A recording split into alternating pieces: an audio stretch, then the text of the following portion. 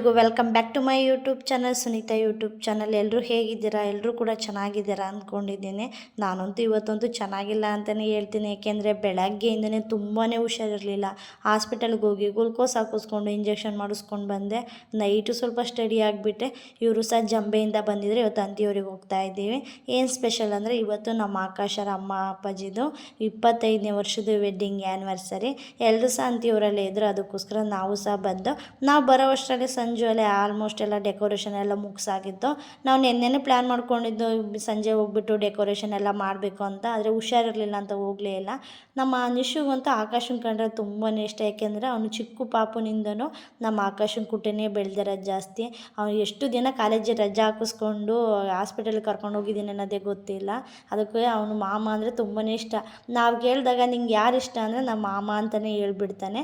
ನಾವು ಬರೋ ಅಷ್ಟರಲ್ಲಿ ಸಂಜೆರ್ದು ಎಲ್ಲರದು ಊಟ ಆಗಿತ್ತು. ಇವಾಗ ನಾವು ಮಾತ್ರ ಕೂತ್ಕೊಂಡು ಊಟ ಮಾಡ್ತಾಯಿದ್ದೀವಿ. ಚಿಕನ್ ಸಾಂಬಾರು ಮತ್ತು ಅನ್ನ ಮುದ್ದೆ ಮಾಡಿದರು. ಮಧ್ಯಾಹ್ನ ಸಹ ಚಿಕನ್ ಸಾಂಬಾರು ಮಾಡಿ ಕೊಟ್ಟು ಕಳಿಸಿದ್ರು. ಅದು ಜಂಬೇಲಿ ಮಾಡಿದರು ನಮ್ಮ ಮಂಜರು. ನಮಗೆ ಅಂತ ಕೊಟ್ಟು ಕಳಿಸಿದ್ರು. ನಾವು ಹೋಗಿರಲಿಲ್ಲ.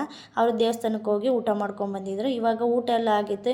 ಇವು ಸಲ ತುಂಬ ಡಿಫ್ರೆಂಟಾಗಿ ಮಾಡೋಣ, 25ನೇ ವರ್ಷದಲ್ವ, ಸ್ವಲ್ಪ ಸ್ಪೆಷಲಾಗಿರಲಿ ಅಂತ ಒಂದು ತಟ್ಟೆಯಲ್ಲಿ ವಿಳೆದೆಲೆ, ಹಣ್ಣು, ಹೂವು ಎಲ್ಲ ಸಹ ಇಟ್ಟಿದ್ದು.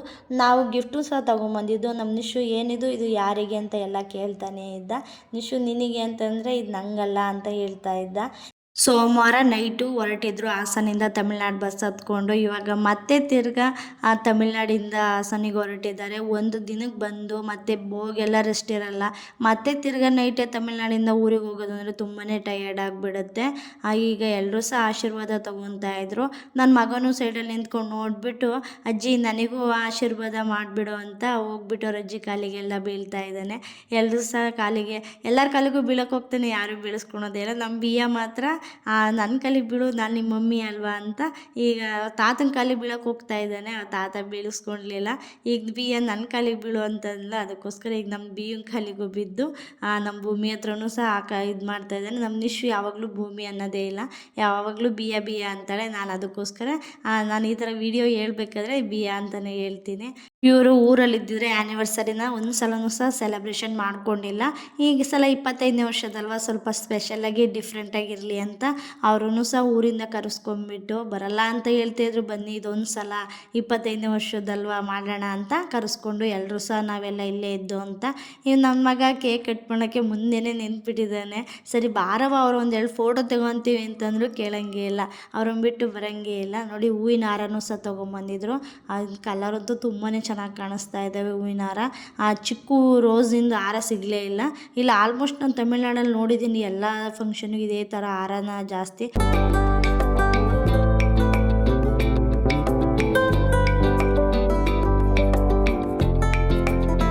ಸಾಕು ಈ ಥರ ಹಾರ ಎಲ್ಲ ಹಾಕ್ಬೇಕಾದ್ರೆ ಫೋಟೋ ವೀಡಿಯೋ ತೊಗೊಳ್ಳೋಣ ಅಂತ ನನ್ನ ಮಗ ನಿಂತ್ಕೊಂಡಿದ್ದ ಅಂತ ಎತ್ಕೊಂಬಂದುಬಿಟ್ರೆ ತುಂಬಾ ಹೇಳ್ತಾ ಇದ್ದಾನೆ ನಾನು ಅಂತ. ಅವನು ಎಲ್ಲಿ ನನ್ನನ್ನು ಬಿಟ್ಟು ಕೇಕ್ ಕಟ್ ಮಾಡ್ಕೊಂಡು ತಿಂದುಬಿಡ್ತಾರೆ ಅಂತ ಭಯಕ್ಕೋಸ್ಕರನೇ ಹೇಳ್ತಾ ಇದ್ದಾನೆ. ಅಂತೂ ಇಂತೂ ಸಮಾಧಾನ ಮಾಡಿಬಿಟ್ಟು ನೋಡಿ ಎಷ್ಟು ಜನ ಫೋಟೋ ವೀಡಿಯೋ ತೆಗೆಯೋದರಲ್ಲಿ ಬ್ಯುಸಿ ಆಗಿಬಿಟ್ಟಿದ್ದೀವಿ ಅಂತ. ಅವ್ರಿಗೇ ತುಂಬ ನಗು ಬರ್ತಾ ಇದೆ. ಈ ಥರ ಯಾವಾಗಲೂ ಮಾಡ್ಕೊಂಡಿರಲಿಲ್ಲ, ಮಾಡ್ಕೊತಾ ಇದ್ದೀವಲ್ಲ ಅಂತ. ಏನೇ ಆಗಲಿ ಈ ಥರ ಚಿಕ್ಕ ಚಿಕ್ಕ ಸೆಲೆಬ್ರೇಷನ್ ಮಾಡಿಕೊಂಡ್ರೆ ತುಂಬಾ ಖುಷಿ ಇರುತ್ತೆ, ನೆನಪಿರುತ್ತೆ. ಆ ಊರಲ್ಲಿದ್ದಿದ್ರೆ ಈ ಥರ ಮಾಡ್ಕೊತಾ ಇದ್ರೆ ಇಲ್ಲ, ಸುಮ್ಮನೆ ಇದ್ಬಿಡೋರು, ದೇವಸ್ಥಾನಕ್ಕೆ ಹೋಗಿ, ಇಲ್ಲ ಅಂದರೆ ಕೆಲಸ ಮಾಡ್ಕೊಂಡು ಇದ್ಬಿಡೋರು. ಹಳ್ಳಿ ಕಡೆಯಿಂದ ಏನು ಮಾಡ್ತಾರೆ, ಯಾರೂ ಇರಲಿಲ್ವಲ್ಲ, ನಾವ್ಯಾರು. ಆಮೇಲೆ ಇವ್ರ ಮಕ್ಕಳು ಸಹ ಎಲ್ಲರೂ ಇಲ್ಲೇ ಇದ್ದರು. ಇದು ಅವ್ರ ಫ್ಯಾಮಿಲಿ, ಭೂಮಿ, ಆಕಾಶು, ಅವ್ರ ಅಪ್ಪಾಜಿ, ಅವರಮ್ಮ. ಈಗ ನಮ್ಮ ನಿಶು ನೋಡಿ ಸೈಡಲ್ಲೇ ನಿಂತ್ಕೊಂಡು ನೋಡ್ತಾ ಇದ್ದಾನೆ, ನನ್ನನ್ನು ಕರೆಯೋಂಗಿಲ್ವಲ್ಲ ಅಂತ. ಎಲ್ಲರೂ ಸಹ ನಮ್ಮ ನಿಶುನ್ನು ನಗೆ ಆಡ್ತಾಯಿದ್ರು, ನೀನು ಬೇಡ ಅಂತ. ಇವಾಗ ನಮ್ಮ ಆಕಾಶ ಭೂಮಿ ಗಿಫ್ಟ್ ತೊಗೊಂಬಂದಿದ್ರು. ಇವಾಗ ಗಿಫ್ಟ್ ಕೊಡ್ತಾ ಇದ್ದಾರೆ. ಆ ಮನಸ್ಸು ತಡೆಯಲಿಲ್ಲ. ಅವಾಗ ಅದಕ್ಕೋಸ್ಕರ ನಮ್ಮ ಭೂಮಿ ಕರ್ಕೊಂಬಂದು ಮಧ್ಯಕ್ಕೆ ನಿಲ್ಲಿಸಿ ಆ ಫೋಟೋ ಎಲ್ಲ ತೊಗೊಂಡ್ಬಿಟ್ರು.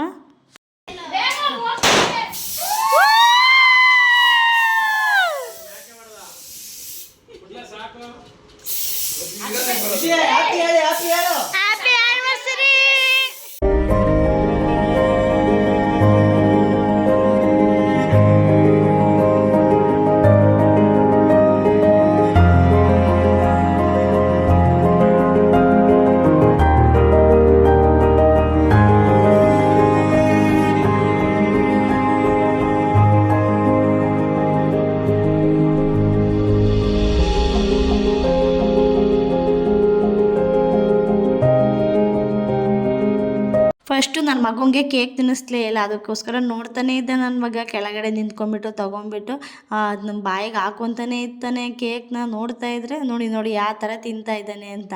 ನಾವು ಯಾರೂ ನೋಡ್ತಾ ಇಲ್ಲ ಅಂದ್ಕೊಂಡ್ಬಿಟ್ಟು ಸುಮ್ಮನೆ ಅವನೊಬ್ಬನೇ ತಗೊಂಡು ತಿಂತಾ ಇದ್ದಾನೆ. ಇವಾಗ ನಾವು ನಮ್ಮ ಫ್ಯಾಮಿಲಿ ಎಲ್ಲ ನಿಂತ್ಕೊಂಡು ಫೋಟೋ ವಿಡಿಯೋ ತೊಗೊತಾ ಇದ್ದೀವಿ. ಆ ಗಿಫ್ಟು ಸಹ ತೊಗೊಂಬಂದಿದ್ದು ಸೀರೆ ಮತ್ತು ವಾಚ್. ಇವಾಗ ನಾವು ಅವ್ರ ಮಾಮಗೆ ವಾಚ್ ಕೊಡ್ತಾ ಇದ್ದೀವಿ, ಅವರು ಆ ಸೀರೆ ಕೊಡ್ತಾ ಇದ್ದಾರೆ. ಇವಾಗ ಸೆಂಟ್ರಲ್ಲಿ ನಮ್ಮ ಅಮ್ಮನ ನಿಲ್ಲಿಸ್ಕೊಂಡು ಫೋಟೋ ತಗೊತಾ ಇದ್ದೀವಿ. ಆಲ್ರೆಡಿ ಟೈಮ್ ಆಗಿತ್ತು, ತುಂಬಾ ಟೈಮ್ ನೋಡೋದು ಸರಿ ಟೈಮ್ ಆಗುತ್ತೆ ಅಂತ ಪಟನೆ ಎಲ್ಲ ಕೆಲಸನೂ ಮುಗಿಸ್ಕೊಳೋದಾಗ್ಬಿಡ್ತು. ನಾವು ಕೊಟ್ವಲ್ಲ ಗಿಫ್ಟ, ನನ್ನ ಮಗ ನಾನು ಕೊಡ್ತೀನಿ ಅಂತ ಆಟ ಮಾಡ್ತಾ ಇದ್ದ. ಮತ್ತೆ ಅವ್ರ ಕೈಯಿಂದ ತೆಗೆಸ್ಕೊಂಡ್ಬಿಟ್ಟು ಅವನಿಗೆ ಕೊಟ್ಬಿಟ್ಟು ಇವಾಗ ನೋಡಿ ನೆಕ್ಸ್ಟ್ ಈಗ ಅವನು ಅವ್ರ ಅಪ್ಪಾಜಿನೂ ಸೇರಿಬಿಟ್ಟು ಕೊಡ್ತಾ ಇದ್ದಾರೆ. ತಾತ ಇದೇನಿದು ಓಪನ್ ಮಾಡು ಅಂತ ಹೇಳ್ತಾ ಇದ್ದ. ನೋಡಿ ಯಾವ ರೇಂಜಿಗೆ ಫೋಸ್ ಕೊಡ್ತಾ ಇದ್ದಾನೆ ನನ್ನ ಮಗ ಅಂತ. ಇವಾಗ ಓಪನ್ ಮಾಡ್ತಾ ಇದ್ದಾರೆ ವಾಚನ್ನ. ತುಂಬ ಚೆನ್ನಾಗಿತ್ತು ವಾಚ್.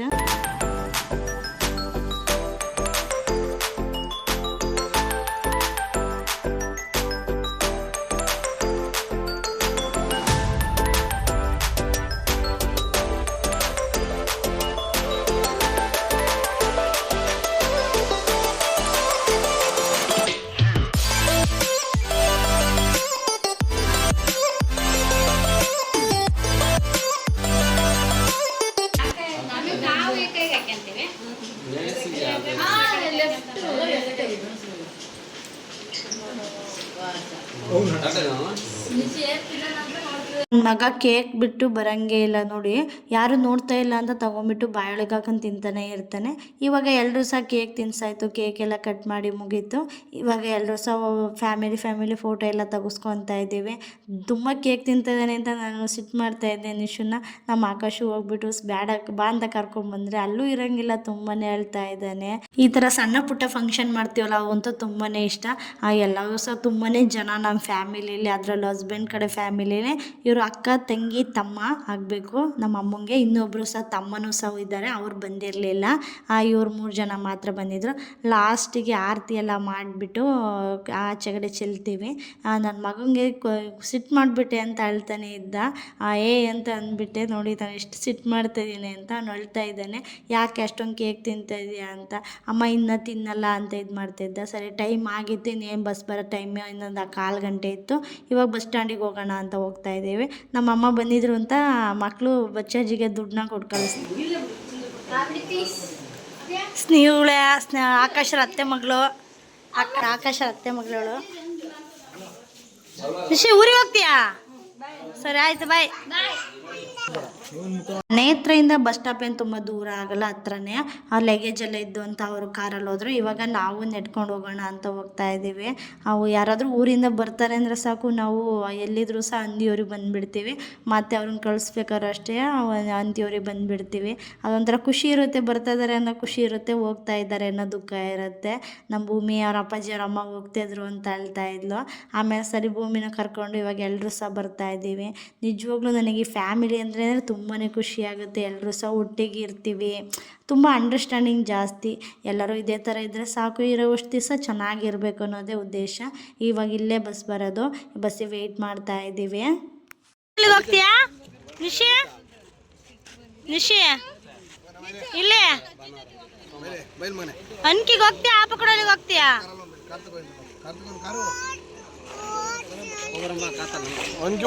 ಹೋಗ್ತೀನಂತೆ.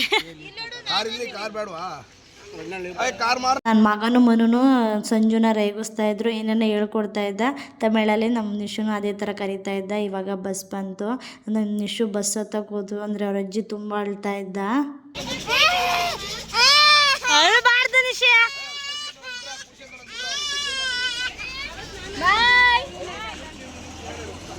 ಇಲ್ವಾ ಸೀಟ್ ಇಲ್ವಾ?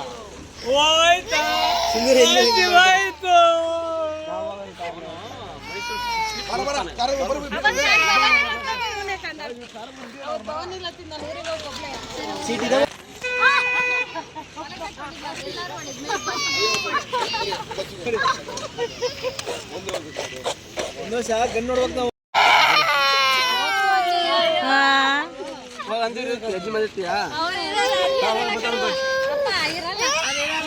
ಅವನಿರಲ್ಲ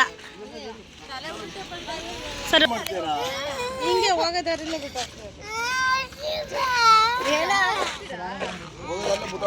ಬರವಾ ಬಾಯ್ ಬಾಯ್ ಬಾಯ್ ಹೊಲ್ಟು ನಾವು ಬಾಯ್ ಸಂಜು ಬಾಯ್ ಸಂಜು. ಅವ್ರ ಅಜ್ಜಿ ಹೋದ್ರು ಅಂತ ತುಂಬಾ ಅಳ್ತಾ ಇದ್ದ. ಬೆಳಗ್ಗೆಯಿಂದನೂ ಅವ್ರ ಅಜ್ಜಿ ಕೊಟ್ಟೆ ಅಜ್ಜಿ ನಾನು ಬರ್ತೀನಿ ಅನ್ಕಿಗೆ ಅಂತ ಹೇಳ್ತಾನೆ ಇದ್ದ. ಆ ಜೋಳ ಮುರಿಯೋದಿದೆ ಇನ್ನು ಅಂತ ಕರ್ಕೊಂಡು ಹೋಗಲಿಲ್ಲ. ಇನ್ನೊಂದು ವಾರ ಬಿಟ್ಟು ಮತ್ತೆ ಊರಿಗೆ ಹೋಗ್ತಾನೆ. ಈ ವಿಡಿಯೋ ನೋಡಿದ್ದಕ್ಕೆ ತುಂಬ ಥ್ಯಾಂಕ್ಸ್.